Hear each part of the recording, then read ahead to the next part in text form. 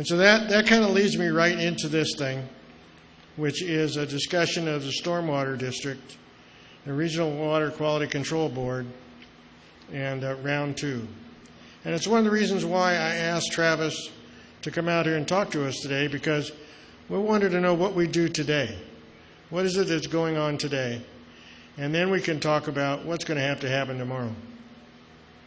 Because from my standpoint, this is round 2, same folks, same people that we have been dealing with the chloride issue, and now they've just given us another headache to worry about as well. So what we're talking about is the Los Angeles Regional Water Quality Control Board releasing the latest version of the MS4 stormwater permit on 12/28/2012. Now, I don't know if you've noticed, but it's not 2012 anymore. It's the middle of 2013. And all of a sudden, we're starting to hear about this for the first time. And so when we start thinking about this kind of a scenario, we got the same cast of characters as the chloride issue. We've got the same Regional Quality Control Board members.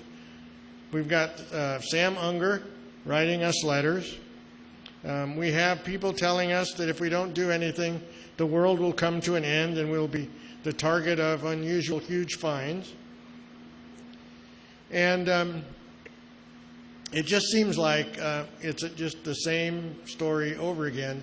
And the fact that we weren't discussing this when it originally occurred, but we're discussing it 6 months later. That's better than we did last time, but you'll see that it's really not quite as good as we thought it was. So in this case, in that MS4 permit, it does establish limits for bacteria, chloride, and a whole bunch of stuff. So now they're saying, okay, your stormwater has got to meet these requirements. And I think that the way they operate is very interesting, because I love to listen to people talk about how if we don't do this, we'll lose local control. But to me, local control, we don't have any local control if we're just forced to do things that we don't think are necessary. So in this case, what's happening is the MS4 permit is saying you are going to measure bacteria and you are going to measure chloride of stormwater at that same 100 milligrams per liter as the water treatment plants. And if you don't do these things, we're going to fine you. But if you want to negotiate a watershed plan, maybe we can talk about that. It could be a little different. And gosh, this sounds just like the chloride issue. I mean, it's just exactly like it. So here we go. Also, I thought was very interesting was in this permit, it talks about the need to provide for events not necessarily human caused by nature. So while firefighting might be exempt, the remnants of the fire are not. So it's a discussion about how, if in fact we aren't meeting these limits, we might have to capture the water up to the 85th percentile and treat it before we put it in the river. That's kind of similar to what we're doing with the water that we're pumping out of the ground from Shangri-La, and we're treating it before it goes back into the river. So, and I don't know what kind of a year they're talking about. Certainly, if they're talking about a 100-year storm, which we saw in the late 60s, if you were here in 1969, you'll remember when the river, or the wash, as we used to affectionately call it, was filled edge to edge. When it took the Camp Plenty Bridge and washed it out, and the bridge across the river on Soledad Canyon, on Sierra Highway, sunk 3 feet. So there was the kind of things that we're doing. And when it all comes down to it, when they're going to say who's going to pay for all this, it's going to come to the same funding source. It's you and I. It's our property tax bill. Because the Stormwater District is another Proposition 218 assessment district. So understand that that's what's going on. And I applaud Travis and company for trying to minimize what we're going to have to do. But understand that this is, again, going to be another one of these issues, and who knows what the cost is going to be. So how much will it cost? Well, the total cost is unknown. We don't know. And the reason why we don't know is because we really don't know what the level is of these particular pollutants that are going into the river from stormwater right now, because we haven't been measuring them. And so we need to come up with a plan where we can develop a plan to measure the pollutants, and then to develop a plan of what we're going to do about it when we do develop it. Now, it frightens me when we start talking about a watershed plan, because the watershed plan is the same kind of a situation we're dealing in the chloride issue, and an alternate 4 in the EIR is a watershed solution. And all of a sudden, there you are, we're negotiating with Ventura, because the other half of this watershed is in Ventura. And I would hate to see us have to do the same thing with this as well. So we're going to give a contract to a company, Larry Walker and Associates. And it's not just to develop the watershed plan, but it's to take measurements, make a decision as to what the pollutant levels are, come up with a plan that we would then submit and negotiate with the Water Quality Control Board, very similar to what we're doing in the sanitation district. And also, we've asked Larry Walker and Associates to develop another contingency plan to account for water flow and pollutants due to natural circumstances, as opposed to just what we create as individuals. So here's a partial timeline. The bacteria requirements were established in 2010. And they were supposed to take effect on March the 21st, 2012. Well, why haven't we been talking about this for the last 3 years? Why haven't we been made aware of this for the last 3 years? And so at some point in time, it said in the staff report that the city published their RFP to Larry Walker and Associates. They didn't put a date in the staff report, so I don't know what that date is. But we know that the new permit was adopted on December 28, 2012, and the city has filed already, they filed it last month, an intent to develop a watershed plan. So someone has already made the decision that we are not going to comply with the limits. We're going to go through and develop this wider, far-reaching plan. The timeline on it is to complete the plan by March of 2014, and then you have to submit it to the Regional Water Board and negotiate, and final submittal would be on January 2016 when they would approve it, and at that point, by that time, we ought to know what this is going to cost us. So doesn't this sound like the Clean Water, Clean Beaches initiative that we were just told, oh my God, look at this, what is the county doing? Now, I got to tell you what, I have to say that the city is approaching this in, I think, a little better way than the county did, because the county said, we're going to come up with this Clean Water, Clean Beaches proposal, and we're going to establish a fee that we're going to put on all of the properties in LA County. Well, not in all of LA County. I'll explain what parts of LA County they're not going to do that in. But we're going to put these fees on all affected areas in LA County, and then later we'll tell you what we're going to do with the money. Right? Well, we're approaching it a little differently. We're approaching it that we're doing a study first, and then we're going to go negotiate with the Water Quality Control Board, and then we're going to tell you what it's going to cost. So understand that it's a little different. I like the idea of knowing what we have to do before we pay for it. But when I brought this up at the council meeting, at the last council meeting, Ms. West said, oh no, the Clean Water, Clean Beaches initiative did not encompass Santa Clarita. It only encompassed Los Angeles County that dumped their stormwater in the LA River.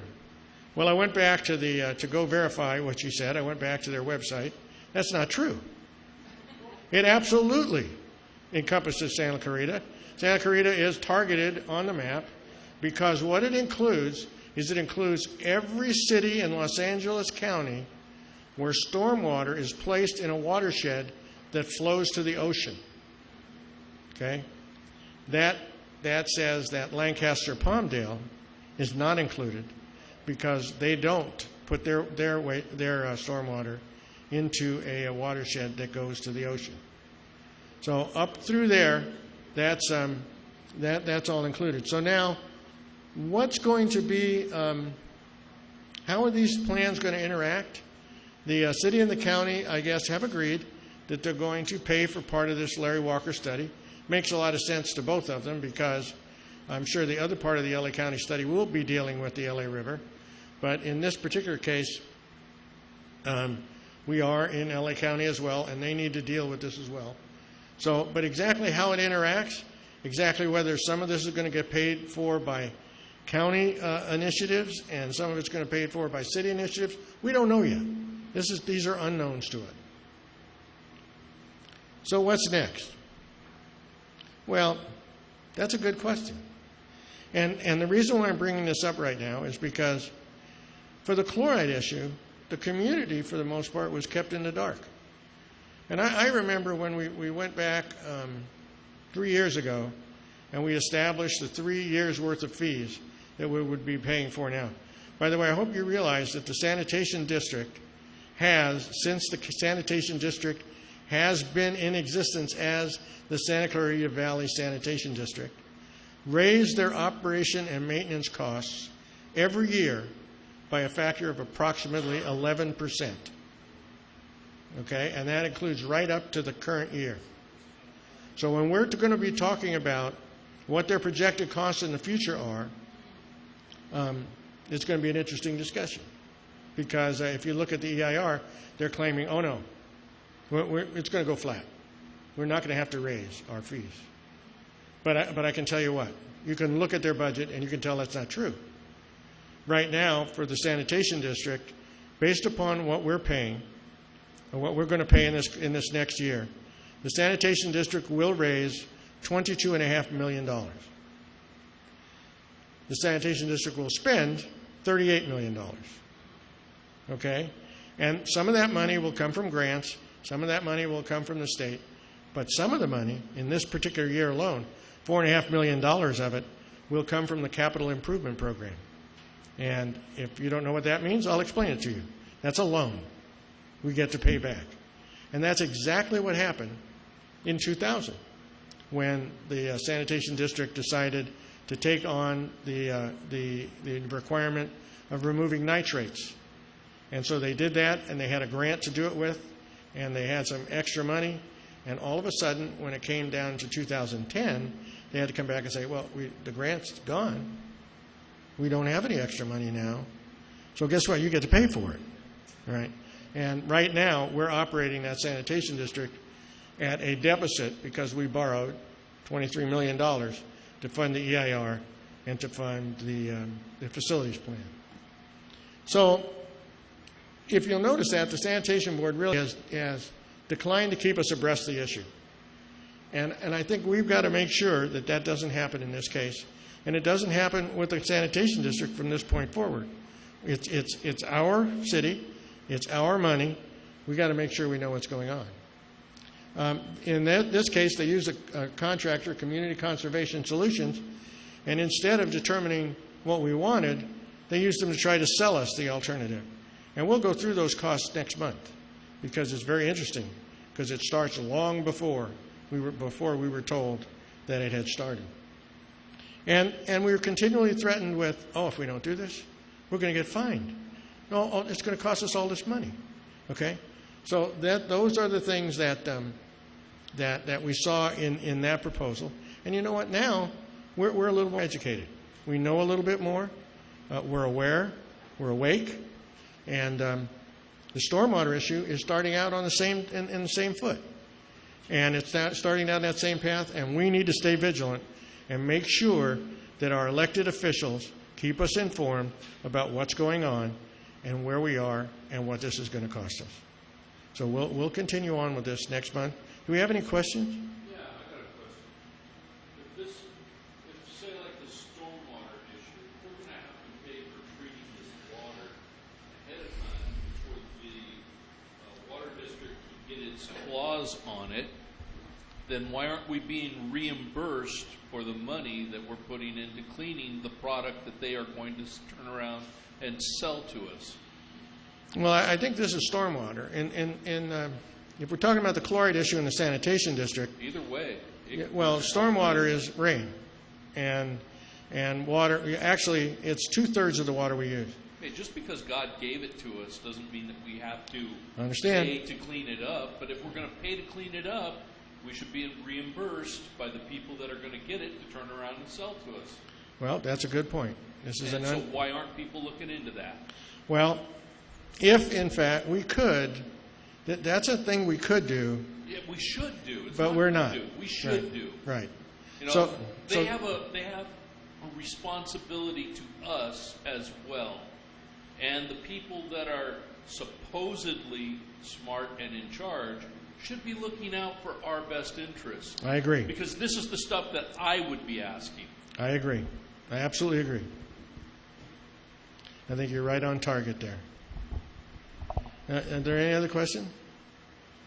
Now, there is discussion about, from the sanitation district, from the water treatment plants, and it could be if we end up having to have water treatment plants that treat stormwater, that we could reuse the water, and or we could sell the water. And so in either case, you're right, because then that helps us reduce the cost of doing things. So let's start getting smarter. Absolutely. The first thing to do is to stay vigilant, stay on top of the issue, keep asking questions, and that means go to the council meetings and ask questions about this. Make sure that we know what's going on. Because if we don't, just like now, we'll be at this point, and it'll be because we're there. Yes, sir. Well, and I'm wondering, that water running out of the hillside is natural water, right? Yes. Why do we have to treat it to go in the river? If we didn't exist, it would run in the river naturally. Well, you're talking about the Shangri-La water. Right. Yes. All right. Well, in the Shangri-La water, when they built the Shangri-La development, they diverted a natural stream. And when they diverted the natural stream, one of the ways to keep the hillside stable is to pump out the excess water. And so they are pumping out the excess water, and that's why I asked Travis, who wasn't absolutely sure what the pollutant was, but they pump it out and they measured it, and they said, oh no, it exceeds the requirement for stormwater, and so you have to treat it. So we're putting it into the sewer system, which means a little bit of that cost is being paid by everybody. Well, I don't know why. I'll find out. I will. why are we putting the sewer system? Why aren't we putting it through our treatment plant and using fresh water ourselves? I'm sorry, excuse me? Why are we pumping it in the sewer? If we have to treat it, why don't we put it in our water treatment plant and treat it and use it as our own drinking water? Well, you're right. It's groundwater. As far as I know, it's potable water. It could be used. I don't know. I think the only reason why it's not is pipes. And because, you know, we've talked about this before, where they believe that the chloride level for the river shouldn't be more than 100 milligrams per liter, but the standard for drinking water is 246 milligrams per liter. So you can drink it, but you can't pour it in a river. There you go. We can very well put that into our system, and we can run our own treatment facility for that, because I was on the board of directors for one of the water facilities up Sierra Highway. Yes. And we pumped our own water, treated our own water, Yes. and drank the water. Yes. So there's no reason why that can't be No. done. Yes. The only reason why is piping and money, and whether or not they want to go spend the money to do it. And that's the issue right now. So, but we need to make sure that whatever money gets spent in the most cost-effective way possible. That seems And like it's a little bit more cost-effective to do that. Use the product that we're paying for to clean up. well, we ought to find out what the We'd have to get the cost trade-offs, and I don't know what they are. But I can ask. I can ask. Right now I'm saying stay vigilant, ask questions, make sure that we know what's going on. And because otherwise, we'll just be right back in the same situation we are with the chloride, and that's coming up now. Well, it sounds like the people that are running stuff don't know what they're doing. Well, you may be absolutely right. Actually, I think you are absolutely right.